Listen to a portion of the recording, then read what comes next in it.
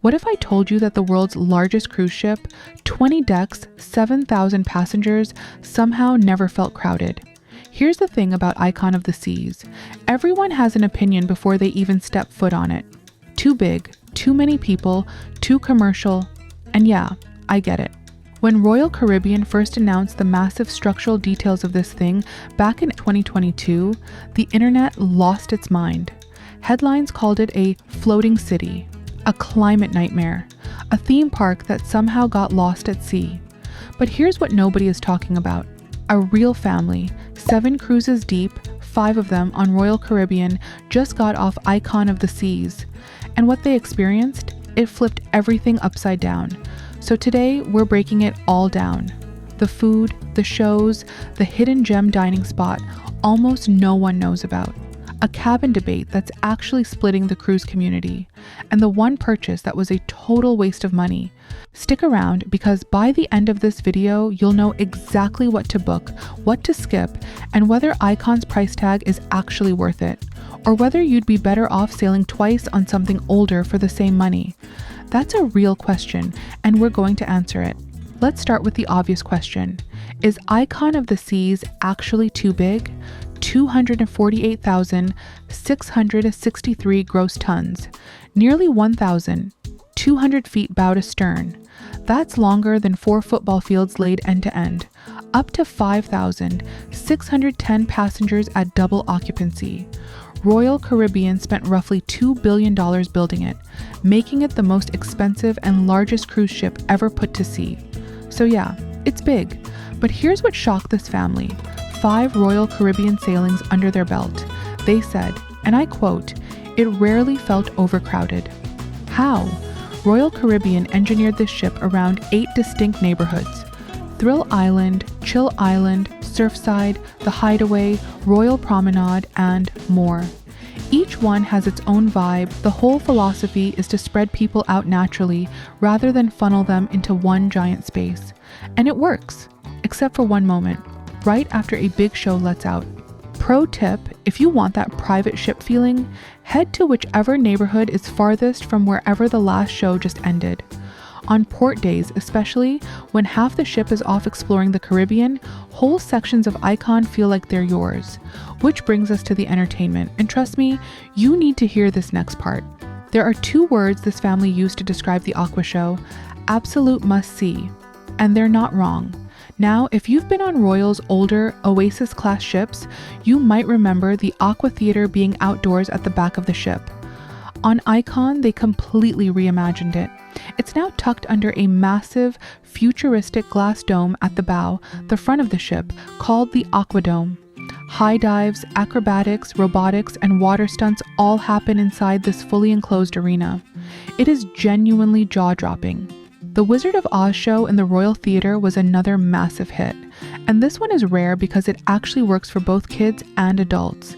If you've ever tried to find entertainment the whole family agrees on, you know how hard that is to pull off. The ice show in Absolute Zero? Decent, but called out specifically as geared more toward younger kids. Now, here is a pro tip that most people learn the hard way.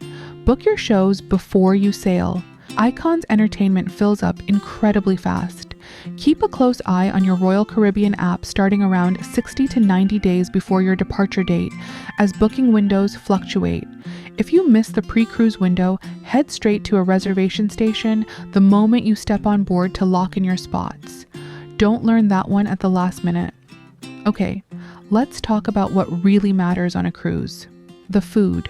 This family has sailed 7 times total. And their verdict? Flat out, no hesitation. Best food experience on any cruise they'd ever taken. That's a big claim. So let's break it down. The Windjammer Buffet was called the best in the entire Royal Caribbean fleet, and that actually matters more than people think. The Windjammer is where most families eat most of their meals. If it's bad, the whole cruise feels worse. On Icon, it delivered. But the real story is the staff. One night, both kids, both under 7, had just had one of those days, long, exhausting, emotionally spent, and they fell asleep, right at the dinner table. The dining staff didn't rush them out, didn't even flinch. They pulled over extra chairs, built little makeshift beds at the table, packed the kids' meals to take back to the stateroom for when they woke up, and let the parents finish dinner in peace. That is not service. That is care. And there's a difference. On the food allergy front, the head waiter personally verified every single meal, every single night. No guessing. No, hoping for the best. Verified and confirmed every time. Now, specialty dining. 2 spots this family tried. Pier 7. This one is a hidden gem that almost nobody finds. It's tucked away near the Surfside family neighborhood, which is probably exactly why nobody finds it. People assume it's just for kids and walk past it. Big mistake. It's a casual 3-course specialty meal featuring options like mango shrimp tacos and elevated beach bites. It runs around $25 per adult, and kids under 12 eat free from the kids menu. The food was excellent. Hooked seafood, over in the Aquadome area. The filet and lobster were described as outstanding. Worth it. And one smart skip worth noting, this family passed on the hibachi and sushi spots. Not because they were bad, but because they have great versions of both at home. The logic? Spend on what you can't get anywhere else. That's genuinely smart vacation math. Let's do the drink package math, because this is where cruise budgets quietly fall apart. The deluxe beverage package on Icon usually runs roughly $90 to $110 per person, per day, depending on when you book it in the app. That's around $100 per person every single day. This family skipped it entirely.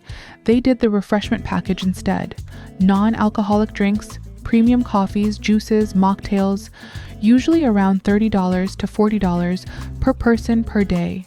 Their reasoning was simple. They couldn't justify needing 6 or 7 alcoholic drinks every single day to break even, especially on port days when you're off the ship for hours at a time. And this is important. They still spend around $450 on alcohol separately over the course of the cruise. So the honest answer is, do your own math. Are you a heavy drinker on vacation? Get the package. Are you a moderate drinker with 2 or more port days?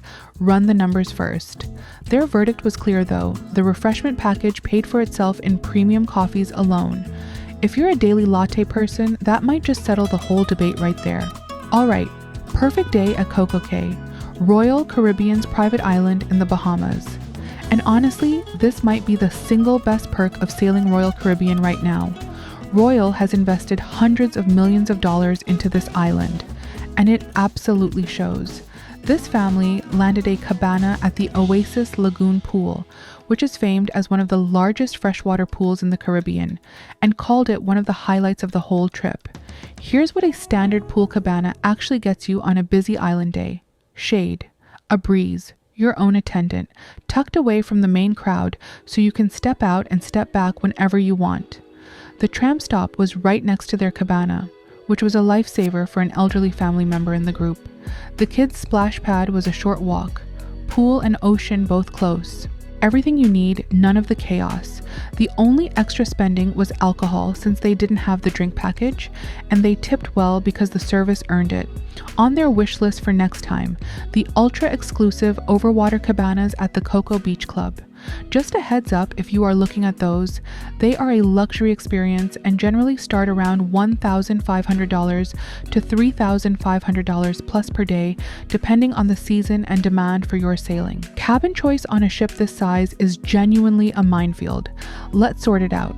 This family stayed in the family Infinite Ocean View balcony and said they'd book it again without hesitation. Here's why it works so well. Instead of a traditional narrow balcony where you step outside, you get a full floor-to-ceiling window that rolls down halfway at the press of a button, turning your entire living space into an open-air room. For young kids, that extra indoor floor space is a game changer. And the split bathroom, separate vanity, and toilet from the shower is the kind of thing you don't appreciate until you're sharing a cabin with 2 small children at 7 a.m. Now, here's where it gets interesting, and this is the part the cruise community actually argued about. The original reviewer said, "Do not book a Surfside-facing balcony. The carousel in the Surfside neighborhood rings constantly. After a few days, they believed it would drive anyone insane. But then something interesting happened in the comments. Other cruisers pushed back. Several people said the soundproofing on Icon is so effective that with the balcony window sealed closed, you hear nothing. Absolutely nothing. And if you want to be near the family action without the noise, a Surfside View balcony might actually be a perfectly fine choice. So who's right? Honestly, both sides have a point. With the window down, the carousel noise is real. With the window up, the soundproofing apparently does its job. The lesson: know your own sleep habits. If you sleep with the balcony open to catch a breeze, book an ocean view elsewhere. If you keep it sealed, the Surfside View might be stunning without the noise penalty. Either way, know your cabin's exact location before you book. On a ship this size, it matters more than most people realize. One last purchase to address. Quick one. The WOW bands, $14.99 each. Tap to open your stateroom door. Tap to charge purchases. Everything your SeaPass card does, but on your wrist. This family bought them. Use them once on day one. They sat in the stateroom for the rest of the cruise. Verdict: unless you have a strong personal dislike of carrying a plastic card, save the $15. So, the big question, is Icon of the Seas worth it? For a family of 4 on their 7th cruise, 5th on Royal Caribbean, the answer was a resounding yes. Best Royal Caribbean sailing yet. The neighborhoods work. The food is the best in the fleet. The staff genuinely cared. The Aqua Show is unmissable. Pier 7 is criminally underrated. The Family Infinite balcony is the perfect family setup. And Coco Cay with a cabana? One of the best days you can buy on a cruise. But here's the honest reality check. You are paying a heavy new ship premium. And if you've got a big family and need multiple cabins, the price jump from a Freedom or Oasis class ship can be thousands of dollars more for the exact same Caribbean itinerary. So the real question, and I want you to think about this, is it better to sail Icon of the Seas once or sail a slightly older Royal Caribbean ship twice for the same money? There's no wrong answer. It depends entirely on what kind of cruiser you are. Drop your take in the comments. I genuinely want to know which camp you're in. And if you found this breakdown useful, subscribe and share your cruise story with us, and we will spread it to the cruise community. See you in the next one.